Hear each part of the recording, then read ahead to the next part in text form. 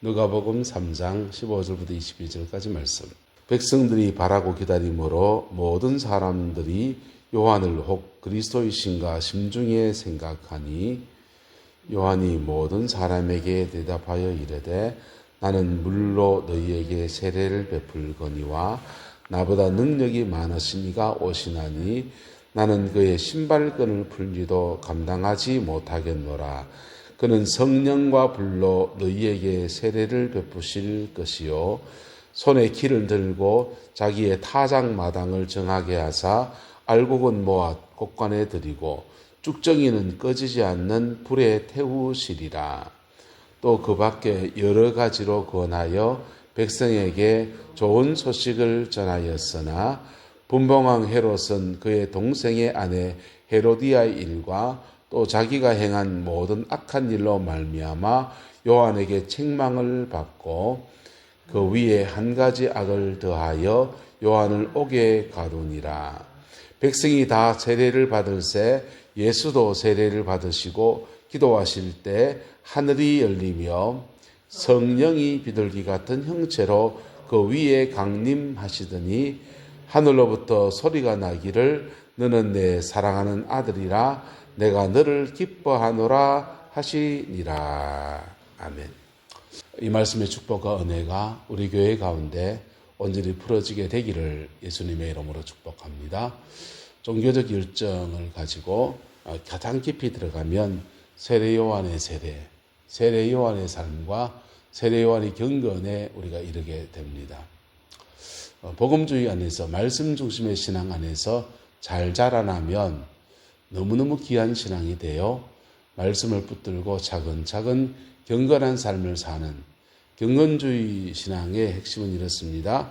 내가 예수 믿고 거듭나고 그리고 거룩한 삶을 살아가는데 점진적으로 세상도 변화되어지는 이런 게 경건주의 신앙의 핵심이에요. 내 안에서 먼저 경건이 이루어지고 그리고 점점 더 성화의 과정 안에서 세상을 변화시키는 그런 여정으로 가는 것이 경건주의 신앙이에요. 근데 좀 이제 진보나 이런 쪽에 가면 내 자신의 변화뿐 아니라 세상의 변화에 대해서 많은 관심을 갖게 됩니다. 그래서 우리 복음주의 안에서 감리교의 일부 또 기장청 이런 분들은 나의 변화뿐 아니라 세상의 변화에 많은 초점을 둬요. 그래서 세상 속에서 낮은데 주님이 가난하고 어렵고 힘든 사람들을 치료하고 사회적 갈등의 문제에도 대답하고 이런 신앙을 견지해 나갑니다. 근데 복음 안에서 내가 변화되는 것과 세상을 변화시키는 것들은 함께 가야 합니다. 할렐루야. 어쨌든 이 경건주의 신앙의 핵심은 변화에 초점이 있습니다. 변화되지 않는 경건주의는 종교입니다. 기독교를 그냥 하나의 종교로 택해서 종교 생활을 하는 겁니다. 변화와 함께 성령에 들어가면 이게 변화와 함께 계속 뭐가 임하기 시작합니까? 성령이 임하시기 시작하는 거예요. 성화의 삶과 함께 성령이 임하시는데 오순절 교단의 신앙은 이렇습니다. 경건주의 신앙은 내가 변화되고 회개하고 회개하는 중에 성령이 계속 임해서 회개와 경건과 성화와 성령이 이렇게 함께 가는 영성이라면 오순절 교단의 신앙은 회개도 안 했는데 불이 먼저 떨어지는 거예요. 회개도 덜 했는데 성령이 먼저 불이 떨어집니다. 일단 방언부터 바꿔보자. 그래서 방언 기도하고 굳이 그게 꼭 앞선다라고 말하기 그렇지만 어쨌든 성령의 역사가 더 강조되어지고 그렇게 됩니다. 이건 꼭 이런 것 같아요.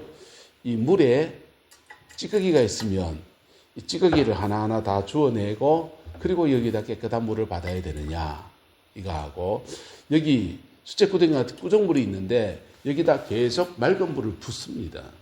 맑은 물을 계속 부으면 오버플로우 넘쳐 흐르면서 안에 있는 찌꺼기가 다 뿜어져 나오는 거예요. 방언부터 받고 그렇게 믿음 안에 성화가 시작되면 마치 그런 것과 같은 역사가 일어납니다.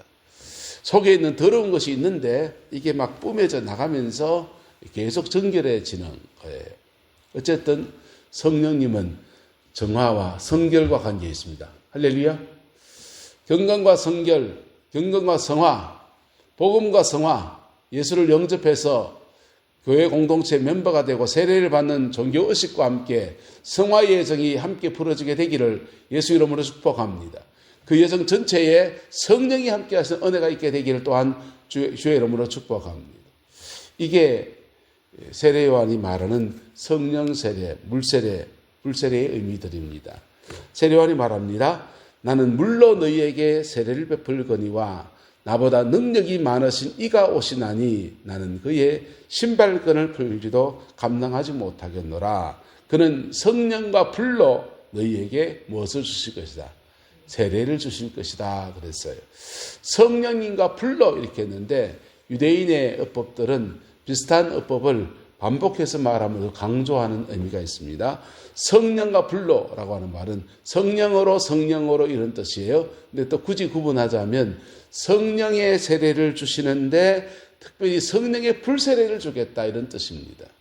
성령님께서 예수님께서 사역하실 때에 성령을 사람들에게 은사적으로 나누어 주기도 하고 여러 가지 표징대로 이렇게 허락하셨는데 사마리아 성의 여인에게는 주님이 불세례 주지 않았습니다. 물세례 줬습니다. 물세례 여기 있는 요한의 물세례가 아니라 성령의 물세례. 할렐루야. 이 물을 마시는 자마다 다시 목마르겠지만은 내가 주는 물을 먹는 자는 영원히 목마르지 아니하리니 이는 너희의 속에서 솟아나는 샘물이 되리라 라고 말했습니다. 그래서 우리 속에서 솟아나는 샘물의 역사처럼 성령의 세례가 사마리아 여인에게 부어진 거예요.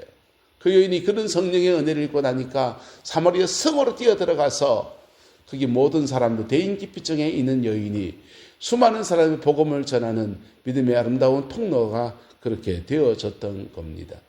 저와 여러분들 안에 어쨌든 물세례, 교회에서 목회자가 또 종교적 의식을 통해서 예배를 인도하고 설교를 하고 말씀을 전하고 찬양을 인도하고 신방을 하고 이런 종교적 의식이잖아요. 의식과 함께 실제가 뭡니까? 성령이 임하는 겁니다. 성령이 임해야 되고 그 성령을 받아야 돼요. 그리고 말씀과 함께 받은 성령 가지고서 그들이 믿음의 삶에 도전하고 자신의 인생에 분투하고 그럴 때 목회하는 보람이 나는 겁니다. 사람을 세워가는 기쁨이 있는 거예요. 이 목회자의 기쁨이지요. 그런데 한국교회에 대단히 안타까운 현실은 종교적인 의식을 즐긴다는 데 있습니다. 오늘 예배 때 찬양이 좋았지? 우리 목사님 오늘 설교하는데 맛집 얘기했는데 그 맛집이 어딘가? 찜질방 갔다는데 그 찜질방 어디 찜질방이 그리 좋다 하더노? 그 말씀 안에서 그 예화나 이런 이야기들 속에서 자신이 복음 앞에 깨어지고 십자가의 은총을 거듭나고 그 말씀을 성령과 함께 붙들고 살아가려고 하는 그런 몸부림들이 사라져 버렸다라고 하는 겁니다. 거기에 맞추어서 목회자들 계속 사람들의 길을 즐겁게 하는 설교들을 하려고. 왜? 그래야 우리가 살아남으니까. 종교의식으로 진행되는 그 예배를 계속 진행해 나가면서 탈진해버립니다. 왜? 변화를 추구하지 않으니까. 오늘 내 설교를 들으면서 사람들이 변화되게 목사도 추구하지 않고 교인들도 추구하지 않고 그냥 한 시간의 예배를 그냥 보내는 거예요. 심각한 한국교회의 문제이고 이게 몇 해를 이렇게 진행해 나고 한 10년쯤 이렇게 진행되다 보니까 이게 만성화됐어요. 그래서 교회 안에 영적 권위가 사라져 있고요. 교회 안에 영혼에 대한 갈급함이 없고요. 기도의 사람들이 사라지고요. 불신자의 영혼에 대한 극렬함이 있어서 복음을 전하려고 몸부림도 없고요. 지금 한국교회가 총체적인 난국에 지금 처해져 있는 겁니다. 신학교에 가보면 젊은 학생이 없어요. 은퇴하신 장로님들이 많이 와 계시고요. 가정사 이런 어려움들을 겪은 분들이 거기 와서 내가 젊은 날 하나님의 부르심에 순종하지 않아서 인생에 이런 어려움이 있었는가 하면서 거기 모여서 신학 공부하고.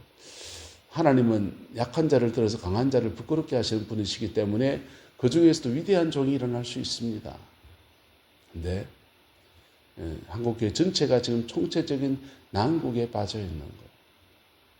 그 위기 상황들을 느끼다 보니까 어떤 사람은 극단적인 우경화되기도 하고 온갖 모습을 띠고 있습니다.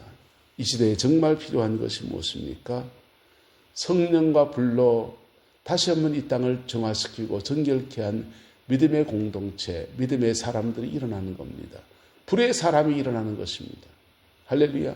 이 은혜와 축복이 우리 교회 가운데 일어나게 되기를 예수 이름으로 축복합니다. 성령과 불로 세례를 줄 때 중세의 그 천년의 역사 안에서요. 고비고비마다 복음을 받아들이고 역사는 기성전결이 있습니다. 올라갈 때는 위대한 비전을 가지고 이런 나라, 이런 민족, 이런 역사 꿈꾸고 올라갑니다. 비전을 가지고 일어납니다. 그러다가 그 비전이 유효기간이 있어요. 어느 정도 가다 보면은 이 전결 마지막 때에 가면요. 영적으로 타락하고요. 성적으로 타락하고요. 돈의 탐욕에 끌리고요. 온갖 문화 말기적 현상을 띠게 돼요. 기성전결. 근데 결대 가서 그렇게 망할 나라가 될 점 되면요. 그때 중세 교회들 속에서 믿음의 사람들이 일어납니다. 아사스의 프란체스코 일어나고 도미니칸이 일어나고요. 그런 분들이 외치기 시작합니다. 그 영성 안에서 뿜어져 나온 말씀 한마디가 사람들을 변화시키는 거예요. 한 시대를 희득 하나님께 돌려놓습니다. 그러고 나면 새로운 역사의 전환기 안에서 기가 다시 일어나는 거예요. 정치적으로는 전혀 변하지 않았는데 새로운 복음운동 안에서 새로운 기가 일어나면서 한 시대를 떠받들고 가는 겁니다. 그게 유럽의 기독교 역사였습니다. 온갖 제도적인 문제들 있고 마녀 사냥하고 별일이 다 일어나는데 그런 속에서 믿음의 공동체, 수도원이라는 공동체에서 믿음의 사람들, 성령의 사람들이 나서 한 시대를 성령 안에서 확 변화시키는, 사람을 변화시키는 그 능력 안에서 한 시대가 죽게 돌아오고 왕이 회개하고 귀족들이 회개하고 그리고 곳간에 인심나도 그 사람들이 자기 곳간에 있는 거 풀어내기 시작하니까 가난한 사람들이 그 받아들이고서 또 서로 용납하고 살고 그러면서 또 한 시대가 넘어가고 그게 중세 천년의 역사예요. 한국교회 복음이 들어오고 부흥이 일어나고 1907년에 부흥이 일어나고 외정치하 6.25 지나고 그리고 용문산 기도원 부흥운동이 일어나고 1970년대 빌리그레암 전도운동이 일어나고 수많은 성령운동 안에서 이만큼 왔어요. 지금 우리는 문화 말기적 정상을 띠고 있습니다. 교회는 공산주의와 함께할 수 없다. 공산주의 교회 핍박 많이 했습니다. 교회는 자본주의와도 함께할 수 없어요. 예수님 말합니다. 하나님과 만몬, 돈을 함께 숨기지 못한다. 자본주의는 교회를 핍박하지 않습니다. 그러나 교회를 물질 만능주의로 유혹합니다. 성적 타락으로 끌어버립니다. 교회는 자본주의든 공산주의든 이 세상의 시대 사조와 함께하지 않아요. 교회는 하나님 나라의 윤리와 하나님 나라의 가치로 사는 겁니다.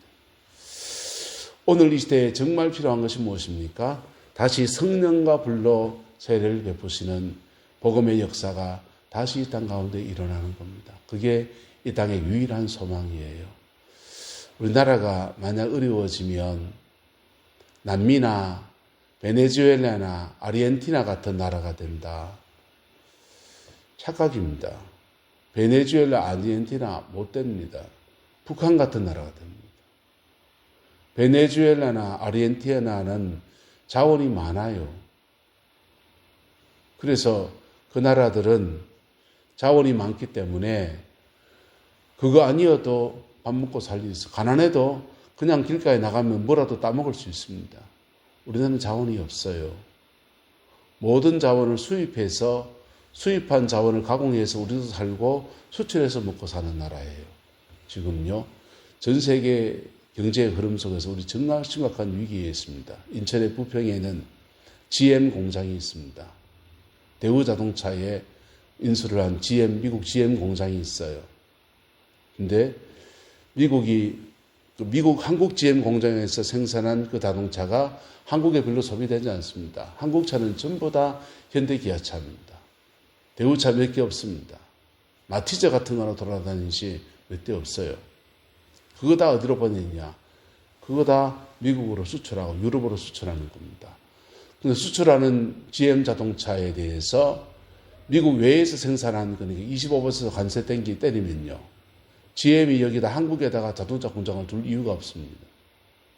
그거 뜯어서 세금 회피되는 그런 나라 가서 지으면 인천 부평 군산에 있는 GM 공장 다 무너져 버립니다.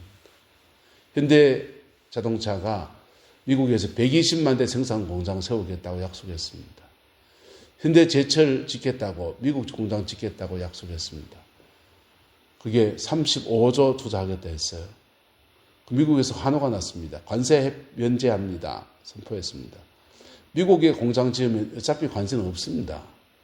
근데 그게 한국 공장에 돌아가야 될 일자리와 물동량을 다 뺏어가는 거예요.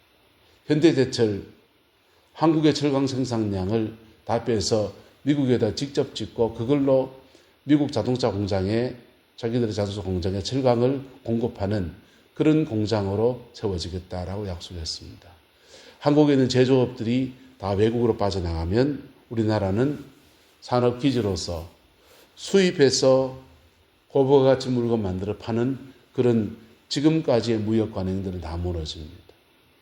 그리고 아르헨티나보다 더 가난한 나라, 어쩌면 북한 같은 나라가 될 수 있는 그런 위기 상황 속에 있습니다. 이 시대의 위기를 극복할 수 있는 은혜가 어디에 있습니까?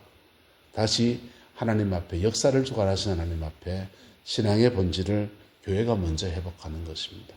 성령과 불로 세례를 베푸시고 정결케 하시는 그 은혜 역사 앞에 우리가 다갔을 때에 주의 놀라운 은총의 역사가 이 땅 가운데 다시 부러지게 되는 은혜가 있을 줄로 믿습니다. 기도하겠습니다. 좋으신 아버지 하나님, 이 땅을 불쌍히 여겨 주시옵소서. 이 민족을 긍휼히 여겨 주시옵소서. 정치적인 위기와 경제적 위기와 아버지 외교적 위기들 속에서 우리가 지금 서 있습니다. 총체적 난국에 서 있는데도 우리는 깨어 기도할 줄 모르는 그러한 사람이 되고 말았습니다. 주님, 우리의 모든 연약함을 용서하여 주시고 다시금 분연히 일어서서 복음 앞에 새롭게 세워지는 은혜가 있게 이 민족 주장하여 역사하여 주옵소서. 여호와께서 온전한 은혜와 사랑으로 함께해 주시길 원합니다. 예수님의 이름으로 축복하며 기도드리옵나이다. 아멘.